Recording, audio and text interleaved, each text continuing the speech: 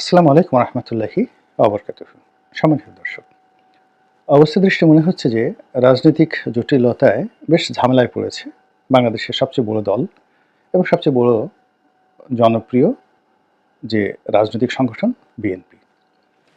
যেভাবে খুব সহজে আমরা মনে করেছিলাম যে নির্বাচনের পরপরই বিএনপি ক্ষমতায় চলে আসবে এবং সব কিছু বিএনপির নিয়ন্ত্রণে থাকবে এবং বিএনপি যেভাবে চাইবে একক কর্তৃত্বে তারা অতীতের মতো করে ২০ দলীয় জোট বা ৭০ দলীয় জোট করতে পারবে এবং তারা যেভাবে যাকে চাইবে সেভাবে তাকে পাবে। এর কারণ হলো যেহেতু তারা ক্ষমতায় যাচ্ছে, কাজেই তাদের আনুকূল্য পাওয়ার জন্য, বন্ধুত্ব পাওয়ার জন্য সবাই আনকন্ডিশনালি কোনো রকম শর্ত ছাড়াই তাদের সঙ্গে বন্ধুত্ব করবে। কিন্তু এখন দিনকে দিন পুরো পরিস্থিতি তাদের জন্য বুমেরাং হয়ে পড়েছে। এই মুহূর্তে বিএনপির রাজনৈতিক অঙ্গনে কোনো বিশ্বস্ত ট্রাস্টওয়ার্দি, যেটাকে ইংরেজিতে বলা হয় ট্রাস্টওয়ার্দি, ডিপেন্ডেবল, যার প্রতি নির্ভর করা যায়, ওয়ার্কেবল, যার কার্যক্ষমতা রয়েছে এবং পপুলারিটি পপুলারিটি রয়েছে অ্যান্ড ইফেক্টিভ, সেই ইফেক্টিভনেস রয়েছে, এরকম কোনো বন্ধু, কোনো ব্যক্তি, কোনো গোষ্ঠী বিএনপির পাশে আছে আমার কাছে মনে হচ্ছে না। আমি কাউকে বড় করতে চাচ্ছি না, ছোট করতে চাচ্ছি না। বিএনপির অনেক শীর্ষ নেতৃবৃন্দ দেখা গেল যে বাংলাদেশের ১০-১২ জন বা ১০-১২টি রাজনৈতিক দলের সঙ্গে বন্ধুত্ব করার চেষ্টা করেছে। এই মানুষগুলো বা এই দলগুলো সবসময়টিতেই সবসময় পরগাছা রূপে, যাকে বলা হয়, তারা তাদের অস্তিত্বের জানান দিয়েছে এবং তাদের সৌন্দর্য, সফলতা পরগাছা হিসেবে। উদাহরণ হিসেবে আওয়ামী লীগের কিছু পরগাছার কথা বলি। যেমন ধরুন সাম্যবাদী দল দিলীপ সাহেবের, কিংবা রাশেদ খান মেনন সাহেবের দল, কিংবা হাসানুল হক ইনু সাহেবের দল, অথবা সেই মাইজ ভান্ডারির যে দল রয়েছে, ইসলামী দল। তো ওনারা যে রাজনীতি করেছেন বিএনপি এবং আওয়ামী লীগের বাইরে গিয়ে, তারা ভিন্ন একটি প্রতীক নিয়ে স্বতন্ত্র নির্বাচন করে এসে পাশ করবেন, এইরকম মূরত জনপ্রিয়তা, গ্রহণযোগ্যতা তাদের নেই। এবং তাদের সম্পর্কে বলা হয় এদের অনেক লোক আছেন যারা খুব বড় নেতা, ভীষণ রকম বড় নেতা, কিন্তু নির্বাচনী এলাকায় একটা চেয়ারম্যান পদে নির্বাচন করে, স্বতন্ত্রভাবে চেয়ারম্যান পদে নির্বাচন করে আসার যোগ্যতা তাদের নেই। ফলে তারা সবসময়টিতেই কি করেছে, আপনার পরগাছা হিসেবে তারা বিভিন্ন রাজনৈতিক দলের পৃষ্ঠপোষকতা নিয়ে রাজনীতিতে টিকে আছে।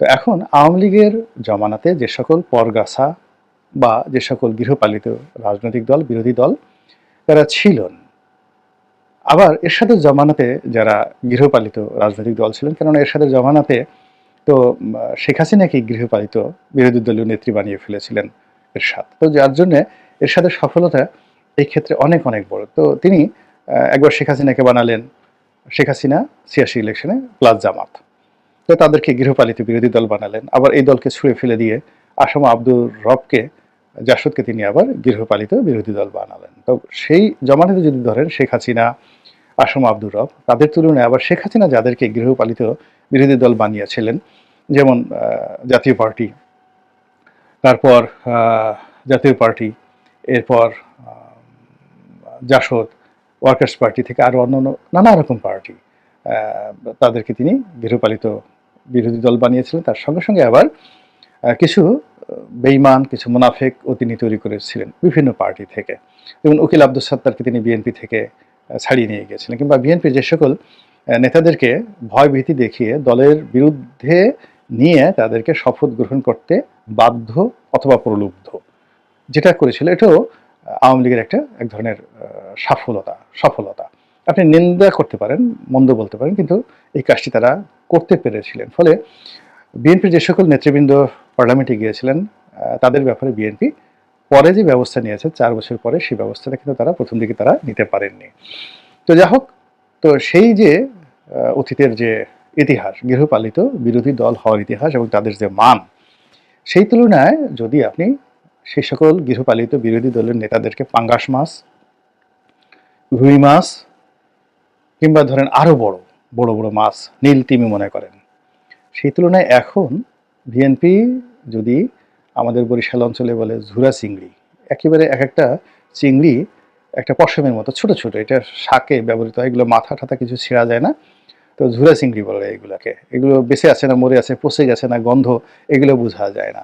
তো দক্ষিণাঞ্চলে এরকম চিকন জাল দিয়ে এরকম ছোট ছোট চিংড়ি, এগুলো বাচ্চা চিংড়িও না, এগুলোকে বলা হয় ঝুরা চিংড়ি। এরকম ঝুরা চিংড়ি ভর্তা করার জন্য এগুলো লাগে, আর এগুলো ভাজি করে তারপরে শাকের মধ্যে এগুলো দিয়ে দক্ষিণাঞ্চলের মা বোনেরা রান্না করে।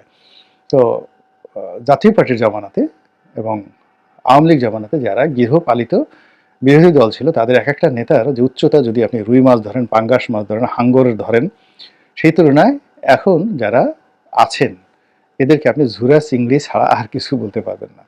কিন্তু অবাক করার ব্যাপার হলো যে এই ঝুরা চিংড়িগুলোও এই জমানাতে অনেকে পাঙ্গাস মাছের মতো লাভ দিচ্ছে, আয়ের মাছের মতো, যাকে বলা হয় তারা দুই পাশে দিয়ে কাটা বের করে ফেলছে, হাঙ্গরের মতো হা করছে, হা করার পরেও তারা বিএনপির সঙ্গে খেলছে, বিএনপি তাদের সঙ্গে কিন্তু খেলতে পারছে না। আমি নাম বললাম না, আপনারা স্পষ্টতই বুঝতে পারবেন। ফলে পুরো রাজনৈতিক অঙ্গনে বিএনপি বলতে গেলে একা হয়ে গেছে, এবং একাই তাকে লড়াই করতে হবে। এবং এই লড়াইয়ে সে যদি এই সকল ঝুরা চিংড়ির পিছনে ঘুরে, তাহলে তার যতটুকু আছে ততটুকু মানে যাকে বলা হয় শেষ হয়ে যাবে। এবং এই ঝুরা চিংড়ি সংক্রান্ত একটা বাস্তব অভিজ্ঞতা বলি। একজন খুব বড় নেতা, বিএনপির বড় নেতা, তো তিনি একজন ঝুরা চিংড়ি সম্পর্কে বলতেছিলেন যে বেগম জিয়ার সঙ্গে বৈঠক হবে, সে বৈঠকের পরে সঙ্গতির কারণে ৩ নম্বর চেয়ারটায় তিনি সবসময় গিয়ে বসেন, সেই নেতা বলতেছিলেন। হঠাৎ করে তিনি একদিন গিয়ে দেখেন যে তার একটু পৌঁছাতে দেরি হয়ে গেছে, আর একজন এরকম ঝুরা চিংড়ি সে গিয়ে ওই ৩ নম্বর চেয়ারে বসে আছে, এবং সে কারোর দিকে তাকাচ্ছে না, কেউ বলছে না যে আপনি উঠে গিয়ে পিছনে বসেন। ফলে সেই বড় নেতা বাধ্য হয়ে দেখা গেল পুরো অনুষ্ঠানের মধ্যে সে পেছনে বসলেন, এবং এটার প্রতিক্রিয়া এমন হলো যে কয়দিন পরে দেখা গেল যে এটা নিয়ে বিরাট একটা বিশ্রী অবস্থা তৈরি হয়ে গেল, এবং সেই ঝুরা চিংড়িও সেই বিএনপির জোট থেকে চলে গেল, আর সেই নেতাও বিএনপি থেকে চলে গেল। তো এরকম ঝুরা চিংড়ির ফলে কি হয়, বিএনপির মারাত্মক ক্ষতি হয়। বিএনপির অনেক বড় বড় নেতা এ সকল ঝুরা চিংড়ির দ্বারা অপমানিত হয়, লাঞ্ছিত হয়। তারপরে বিএনপির অনেক বড় বড় নেতা এই ঝুরা চিংড়ির পিছনে ছুটতে গিয়ে, মানে দলীয় হাইকমান্ডের নির্দেশে এই সকল ঝুরা চিংড়ির পিছনে ছুটতে গিয়ে তারা অপমানিত হয়, লাঞ্ছিত হয়। আর এই ঝুরা চিংড়ি করে কি, তারা বিএনপিকে ব্যবহার করে, ব্যবহার করার পরে যখন মাল পায় না, বিএনপি তার টাকা দেয় না।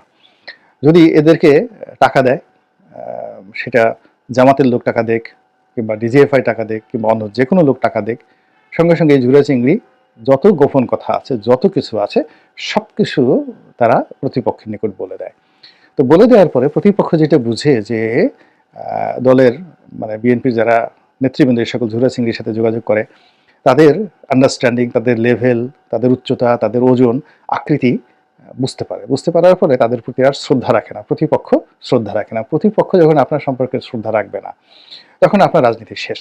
দ্বিতীয়ত হলো যে প্রতিপক্ষ তখন করে কি, এই সকল ঝুরা চিংড়ির কাছ থেকে বিভিন্ন কথাবার্তা শুনে তারা তাদের প্রতিপক্ষের আইকিউ লেভেল বোঝার চেষ্টা করে, যে এর স্ট্যান্ডার্ড কি, এর কি সাব স্ট্যান্ডার্ড না আপ স্ট্যান্ডার্ড, তো এর বুদ্ধিমত্তা কেমন, সাহস কেমন, শক্তি কেমন। তো এইগুলো করে প্রতিপক্ষ যখন আক্রমণ করে বা আঘাত করে, তখন আর সেগুলো প্রতিহত করার মতো যে সেনাপতি, শক্তিশালী সেনাপতি দলের মধ্যে যারা আছে, তারা যেহেতু আগেই বিভিন্ন এই ঝুরা চিংড়ির দ্বারা অপমানিত হয়েছে, লাঞ্ছিত হয়েছে, তারা সেই মানসিকভাবে অনেকটা দূরে চলে যায়। কিছু করার নাই, জীবনের শেষ পর্যায়ে এসে আর কোথায় যাব, কি করব, অনেকটা মেরুমান হয়ে বসে থাকে, জাস্ট বেইজ্জতি হওয়ার ভয়ে নিজেকে নিবৃত্ত রাখে। তো এই লোকগুলো তখন আর অ্যাক্টিভেট হয় না, রিয়াকশনও দেখায় না, ডিঅ্যাক্টিভেট হয় না, তারা তাদের মতো করে চলতে থাকে। তো এরকম জায়গা থেকে বের হওয়ার জন্য মূলত এখানে দুটো বিষয় আপনি দেখেন, যে বাংলাদেশের তিনজন লোক যাদেরকে সফলতম রাজনীতিবিদ বলা হয়, বঙ্গবন্ধু শেখ মুজিবুর রহমান, শহীদ প্রেসিডেন্ট জিয়াউর রহমান এবং এরশাদ সাহেব। তারা বন্ধু সিলেকশনে যে সফলতা দেখিয়েছেন, বঙ্গবন্ধু শেখ মুজিবুর রহমানের অন্ততপক্ষে 20 থেকে 25 জন ঘনিষ্ঠ বন্ধু ছিল, যারা তার মানের রাজনীতিবিদ, ইকুইভ্যালেন্ট, এবং বঙ্গবন্ধুকে তুমি করে, তুই তুকারি করে ডাকতেন সবার সামনে, পার্লামেন্টের মিটিংয়ে, তারপর সেটা ক্যাবিনেট মিটিংয়ে তুই তুকারি করে কথাবার্তা বলতেন। এরকম অনেক এমপি, মন্ত্রী বঙ্গবন্ধুর সঙ্গে ছিল, এবং তাদের সঙ্গে তার যে সম্পর্কটা, সেটা একদম ড্রয়িং রুম, ডাইনিং রুম নয়, একবার বেডরুম পর্যন্ত ছিল। এইরকম অন্ততপক্ষে অনেক বন্ধু-বান্ধব ছিল যারা দীর্ঘদিন সেই 1951 থেকে তাদের সঙ্গে তার পারিবারিক বন্ধুত্ব যেটা মৃত্যু পর্যন্ত সেটা বহাল ছিল। এর মধ্যে একমাত্র খন্দকার মোশতাক বেইমানি করেছে, বাকি কেউ কিন্তু তার সঙ্গে বেইমানি করেনি। ফলে কি হচ্ছে, আপনি তাকে যতই গালাগালি করেন না কেন, তার যে ফাউন্ডেশনটা রাজনীতিতে ওটা রয়ে গেছে। তার শত্রুতা, তার সঙ্গে যাদের শত্রুতা ছিল, রাজনৈতিক প্রতিযোগিতা ছিল, তাদের একটা লেভেল ছিল, মান ছিল। তিনি সাধারণত শত্রুতা করতেন না, প্রতিযোগিতা করতেন। মাওলানা আব্দুল হামিদ খান ভাসানীর সঙ্গে তার প্রতিযোগিতা ছিল, আর অনেকের সঙ্গে তার প্রতিযোগিতা ছিল। তিনি সেখানে রাজনীতির মার প্যাচে তাদেরকে তিনি দমন করতেন। আবার এই কাজগুলো করার ক্ষেত্রে তার বন্ধু-বান্ধব তাকে সহযোগিতা করত এবং তিনি পাকিস্তান ফেরত সামরিক কর্মকর্তা, মুক্তিযোদ্ধা সামরিক কর্মকর্তা, বেসামরিক কর্মকর্তা সবাইকে নিয়ে সম্মিলনভাবে one of the finest cabinet কিন্তু তিনি গঠন করেছিলেন। সচিবালয় স্ট্রং ছিল, মিলিটারি স্ট্রং ছিল এবং এত কিছু সত্ত্বেও যে যাই বলুক না কেন, জিয়াউর রহমান সাহেবের সঙ্গে কিন্তু তার একটা পারিবারিক সম্পর্ক ছিল। বোঝার চেষ্টা করেন এখন কোন প্রধানমন্ত্রী, এখন ডক্টর মোহাম্মদ ইউনূসের সঙ্গে কি সেনাবাহিনীর ডেপুটি চিফ অফ স্টাফ যিনি আছেন, উপপ্রধান তো এখন ওই পদটা নেই, ধরুন একজন লেফটেন্যান্ট জেনারেল, তার সঙ্গে কি বা বর্তমান সেনাপ্রধানের সঙ্গে পারিবারিক সম্পর্ক আছে? নাই। কিন্তু এই সম্পর্কটা কিন্তু ছিল যাকে বলা হয় বঙ্গবন্ধুর সঙ্গে। ফলে রাজনীতিতে তিনি অমরত্ব লাভ করেছেন। জিয়াউর রহমান সাহেব তার নিজের অফিসিয়াল ব্যক্তিগত সম্পর্কটা তিনি করতে পেরেছেন, কিন্তু বঙ্গবন্ধুর মতো তিনি পারিবারিক সম্পর্ক স্থাপন করতে পারেননি। কেননা পারিবারিক সম্পর্ক স্থাপন করার জন্য ছেলে মেয়ে স্ত্রীকে পলিটিক্যাল হতে হয়। তো ছেলে মেয়ে স্ত্রী পলিটিক্যাল হতে হয়, ঘরকে ওরকম রাখতে হয়। কিন্তু জিয়াউর রহমান করতেন কি, তিনি তার ঘরকে হয়তো তিনি ওইভাবে রেখেছেন বা তার স্ত্রীকে তিনি পলিটিক্যাল কাজ ইনভলভ করতে চাননি। তিনি তার অফিসকে এবং তার ব্যক্তিগত কর্মকে তিনি ওপেন করে দিয়েছেন, জাস্ট লাইক পলিটিক্যাল। যে কোনো লোক তার সঙ্গে কথা বলতে পারতো যে কোনো সময়। অর্থাৎ বঙ্গবন্ধু যে কাজটি অফিসে করতেন এবং বাসায় করতেন, সেই একই কাজটি তিনি অফিসে করতেন জিয়াউর রহমান সাহেব। আর এরশাদ সাহেব এই কাজটি আরও ডায়নামিকিজমে নিয়ে গেছিলেন। তিনি ঘরে করতেন, বাইরে করতেন, মদের আড্ডায় করতেন, তারপর শেষে দুর্নীতির টাকা ভাগাভাগি করা থেকে শুরু করে সকল কর্মে তিনি এই যাকে বলা হয় রাজনীতি করতেন। ফলে কি হলো, তাদের যে শত্রুতা এবং তাদের যে মিত্রতা, এই মিত্রতার একটা লেভেল ছিল। ফলে ক্ষমতা ট্রান্সফার এবং ক্ষমতা পাওয়া এবং ক্ষমতা চলে যাওয়ার পরেও মানুষ এখনো তাদেরকে মনে করে। আমরা এই যে কথায় কথায় এরশাদকে ভুলতে পারছি না। তো এখন আপনি যতই স্বৈরাচারী বলেন না কেন, তার সঙ্গে যার বৈঠক হয়েছে, কথা হয়েছে, এক টেবিলে খেয়েছে, আমার মতো মানুষকে তিনি নিজের হাতে খাইয়ে দিয়েছেন বহুবার। তো এটা আমি তো বেগম খালেদা জিয়ার বাসার সামনে যাব কল্পনাই করা যায় না, কল্পনাই করা যায় না। আমি তারেক রহমান সাহেব লন্ডনে যাব, তারেক রহমান সাহেবের বাসায় গিয়ে দুপুরে খাবো, তার স্ত্রী নিজের হাতে রান্না করে আমাকে খাওয়াবেন, এই কথা বলার সঙ্গে সঙ্গে আমার উপর গজব নাজিল হয়ে যাবে। অথচ আপনি যদি শেখ হাসিনার কথা কেউ যদি চ্যালেঞ্জ করে যে আমি শেখ হাসিনার প্রধানমন্ত্রী ছিল, আমি শেখ হাসিনার দোতলায় উঠবো, দোতলায় উঠে আমি দুপুরে শেখ হাসিনার সাথে এক টেবিলে খাবো, এটা যদি কেউ জিদ ধরে এবং গিয়ে যদি সে শেখ হাসিনাকে বলে যে আপা আমি তো একেবারে অপরিচিত একটা লোক, এমনকি যদি ধরেন পাপিয়া বা বিএনপির হারুন কিংবা ধরুন গয়েশ্বর বাবু, সে যদি শেখ হাসিনাকে বলে যে আপা আমি তো একটা বাজি ধরছি একটা লোকের কাছে, গয়েশ্বর চন্দ্র রায় কিংবা মির্জা আব্বাসের কথাই চিন্তা করবো, বা মির্জা আব্বাসের ওয়াইফের কথা চিন্তা করবো, আমি একটা বাজি ধরছি, আমি দুপুরে আপনার সাথে টেবিলে খাবো এবং দোতলায় খাবো এবং আপনি রান্না করবেন এবং আপনার হাতের খাবার আমি খাবো, আমি এখন আমার মান সম্মান বাঁচবে না আপা, আমি এখন কী করবো? এবং সে 100% সে জিতবে, এই বাজিতে সে জিতবে। এবং এখন পর্যন্ত যদি এখন মনে করেন যে সবচেয়ে কঠিনতম লোকটি আছে সেও যদি এই কাজটি করে, তো এই যে রাজনীতির যে ফেলোশিপ, পারিবারিক যে সম্পর্কটা, এই সম্পর্কটা যারা অতীতে করতে পেরেছে তারাই কিন্তু রাজনীতিতে অমরত্ব হয়েছে এবং বন্ধু তৈরি করতে পেরেছে।